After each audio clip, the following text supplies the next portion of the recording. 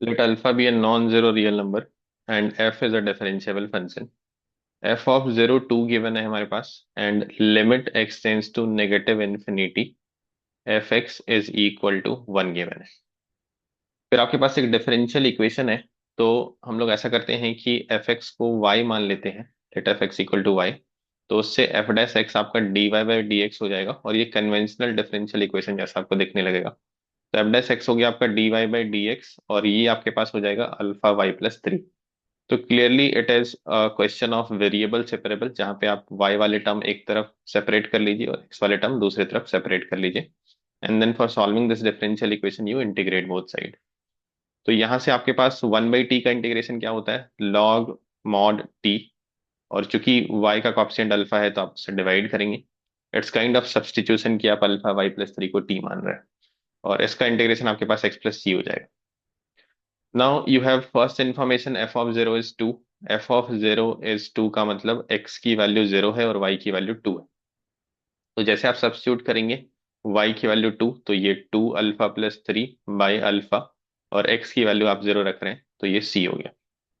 Then आप जाएंगे negative infinity वाले इंफॉर्मेशन पे। तो इसके लिए आप क्या करिए, पहले लॉग को ट्रांसपोज कर लीजिए। तो लॉग अल्फा वाई प्लस 3 की वैल्यू हो जाएगी अल्फा टाइम्स एक्स प्लस सी। और जब आप लॉग को ट्रांसपोज करेंगे तो अल्फा वाई प्लस 3 हो जाएगा e raise to alpha x plus c. अब आप क्या करिए, limit extends to negative infinity लगाइए। और उस समय y की वैल्यू कितनी है, जो एफ एक्स का लिमिटिंग वैल्यू 1 है, इसका मतलब y की वैल्यू 1 है। तो y की वैल्यू आप 1 रखेंगे तो अल्फा प्लस 3 हो गया। और इधर आप लगाएंगे limit extends to negative infinity. तो ये हो जाएगा e raise to negative infinity, और e raise to negative infinity आपका क्या होता है, जीरो होता है। तो ये आपका जीरो हो जाएगा। ठीक है। जैसे ही आप जीरो के इक्वेट करेंगे अल्फा प्लस 3 को, तो अल्फा की वैल्यू आ जाएगी आपको, अल्फा इज -3। अब आपको क्या चाहिए, you need the value of F of negative log 2। मतलब x की वैल्यू आपको log 2 का नेगेटिव लेना है और उस समय y की वैल्यू आपको निकालनी है। तो इस वाले रिलेशन में आप रख दीजिए log मॉड अल्फा की वैल्यू आ चुकी है -3। तो -3y plus 3 is equal to, आप चाहें तो यहां भी रख सकते हैं, कोई दिक्कत नहीं है, is equal to alpha, alpha की वैल्यू फिर से -3, x की वैल्यू आप नेगेटिव log 2 रखने वाले हैं। और c की वैल्यू क्या थी आपके पास, c was this thing. c को एक बार अल्फा रख के फाइंड आउट कर लीजिए। तो ये आपके पास आ रहा है लॉग अल्फा की वैल्यू -3 रख रहे हैं आप, तो 3/-3। तो c की जगह पे आप रखेंगे यहां से अल्फा log 3/-3।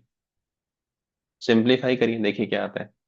आपको y की वैल्यू चाहिए, तो log -3y plus 3 is equal to, पहला हो गया आपके पास 3 log 2 और दूसरा हो गया आपके पास log 3।